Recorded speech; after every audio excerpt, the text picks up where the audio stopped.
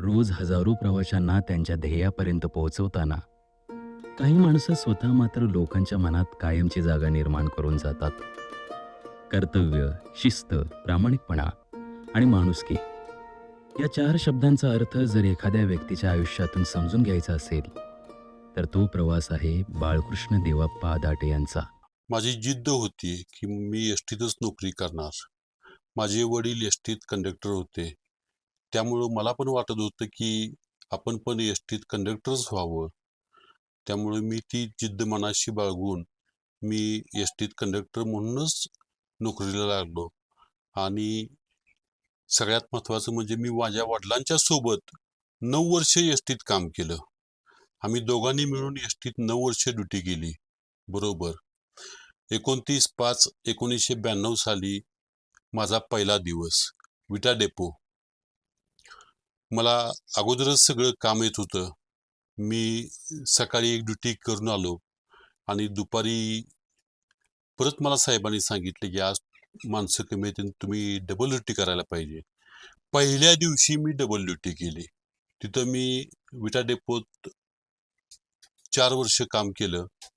4 वर्षानंतर माझी परमनंट झाल्यानंतर माझी बदली आटपाडी डेपोत झाली. आटपाडी डेपोत मी 3 वर्ष काम केलं.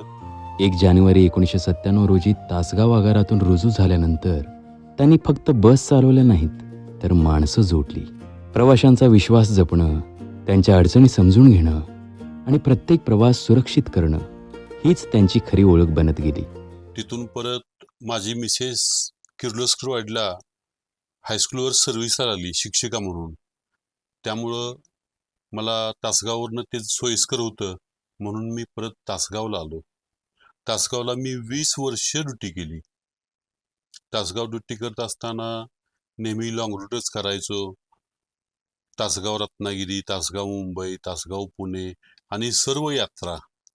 मला कधीही कुठल्या अधिकाऱ्यांचा त्रास नाही झाला. सगळ्या अधिकाऱ्यांनी माझ्यावर भरभरून प्रेम केलं.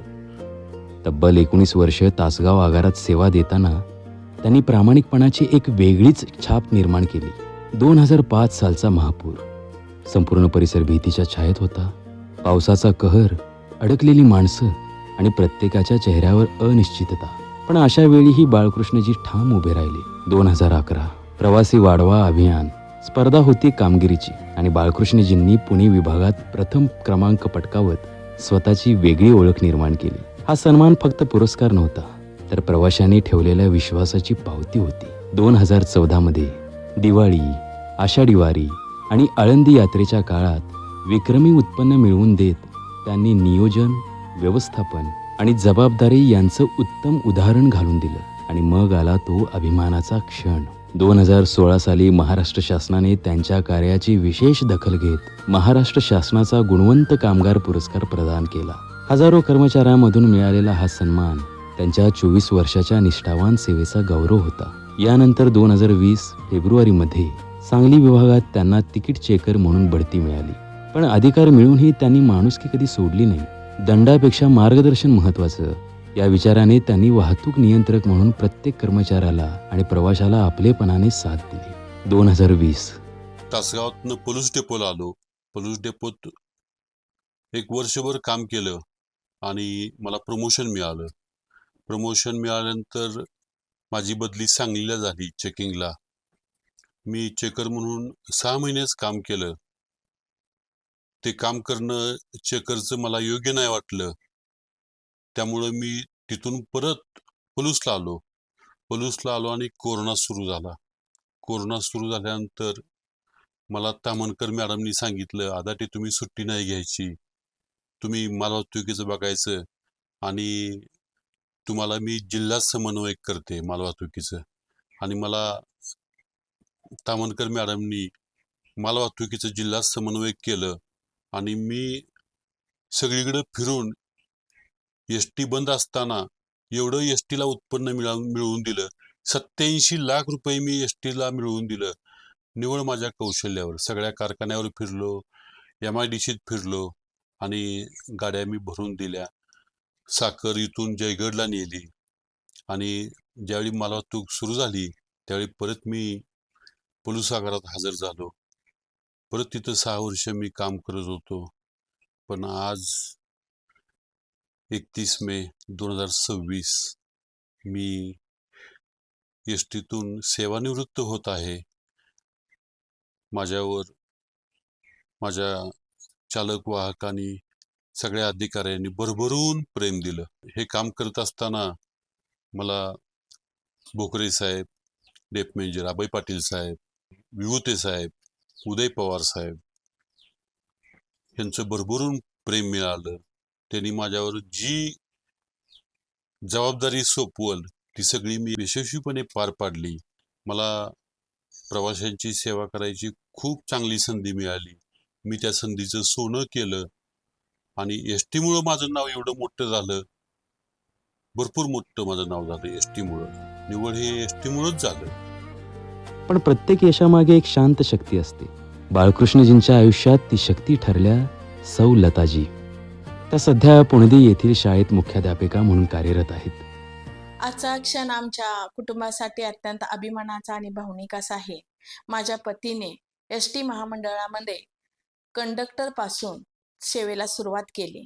त्यांचा प्रामाणिकपणा, कष्ट, शिस्त आणि जबाबदारी, प्रामाणिकपणे सेवा केली आणि कंट्रोलर या पदापर्यंत 34 वर्षे सेवा त्यांनी यशस्वीरित्या पूर्ण केली. कोणत्याही परिस्थितीमध्ये त्यांनी शांतपणे निर्णय घेण्याची क्षमता असल्यामुळे त्यांचा सर्वांनी आदर केला आणि त्याचबरोबर त्यांनी आपल्या कर्तव्यापासून कधीही माघार घेतली नाही.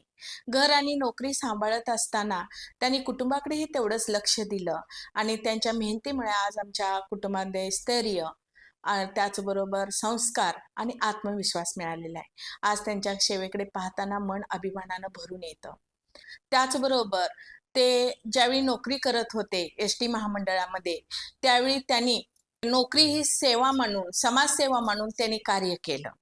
त्यांनी ज्यावेळी प्रवाशाशी नम्रपणे वागत असे, त्याचबरोबर अनेक अडचणी असतील, त्या अडचणीमध्ये सुद्धा त्यांनी त्यांच्या सोडवलेल्या आहेत आणि त्यामुळं त्यांना प्रवाशाकडून खूप आदर मिळत असतो. तर त्यांनी फक्त माझ्याबरोबर संसारच केला नाही, तर माझ्या स्वप्नांना खंबीरपणे साथ दिली. खूप कष्ट त्यांनी केलेले आहे आणि त्यामुळे त्यांचे पुढील आयुष्य खूप सुखाचे, आनंदाचे जावो, त्यांचं आरोग्य चांगले राहावं, मी ईश्वरचरणी प्रार्थना करते. त्यांचे संस्कार, कुटुंबाची साथ आणि बाळकृष्णजींची जिद्द यामुळेच आज त्यांचा एक मुलगा लोको पायलट, सून डॉक्टर आणि धाकटा मुलगा DYSP म्हणून समाजसेवा करत आहे. माझ्या वडिलांची रिटायरमेंट आज होत आहे. तर आता हे आमच्यासाठी पूर्ण एक आनंदाचा क्षण आहे. पूर्ण आयुष्य तसं बघायला गेलं तर त्यांचं खूप व्यस्त आणि कामाप्रती एकनिष्ठ गेलं. त्यांचं कामाप्रती प्रामाणिकपणा आणि डेडिकेशन जे असतं ते अत्यंत चांगलं होतं. म्हणजे सदैव त्यांचं काम करत असताना म्हणून एस टीचा कसा फायदा होईल किंवा एस टीला कसं अजून छान प्रॉफिटमध्ये आणता येईल हा विचार त्यांचा असायचा. इव्हन आमच्या पाहुण्यांमधले किंवा आजूबाजूचे कुठलेही लग्न असेल तर त्यांचं नेहमी म्हणणं एकच असायचं की बाहेरची बस कुठली प्रायव्हेट लक्झरी नको, आपली एस टी आपली असू द्या. हा त्यांचं कायम उद्दिष्ट असायचं. यामागचा हेतू हाच की एस टीचा प्रॉफिट व्हावा. एस टीसाठी त्यांनी भरपूर अतोनात दिवस रात्र मेहनत केली आहे. म्हणजे दिवाळी असू दे किंवा दसरा, कोणताही सण असू दे, सण असला की वडील आमचे कधी घरात नाहीत. त्यांच्याकडनं शिकण्यासारख्या बऱ्याचशा गोष्टी आहेत, भरपूर गोष्टी आहेत जे आपण शिकू शकतो. पण त्यापैकी मला एक सगळ्यात जास्त आवडलेली प्रयत्नांती परमेश्वर. म्हणजे आपण कायमस्वरूपी प्रयत्न करत राहू तर आपल्याला त्याचं यश भेटेल, नक्की भेटेलच, हे त्यांचं म्हणणं आहे. रिटायर होत आहे तर रिटायर नंतर आता त्यांना वेळ थोडा जास्त भेटेल अशी अपेक्षा आहेच मला, कारण पूर्ण आयुष्य त्यांचं व्यस्त गेलेलं आहे.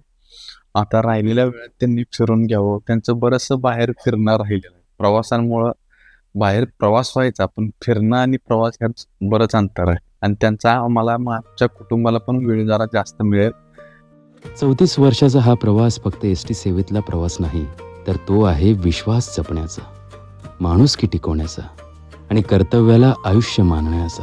31 मे 2026 रोजी बाळकृष्ण देवा पादाटे सन्मानाने निवृत्त होत आहेत. पण त्यांनी कमावलेला आदर, त्यांची कार्यपद्धती आणि त्यांची माणुसकी ही पुढच्या अनेक पिढ्यांसाठी प्रेरणा देत राहणार. त्यांच्या सेवेला, त्यांच्या कर्तृत्वाला मनापासून सलाम.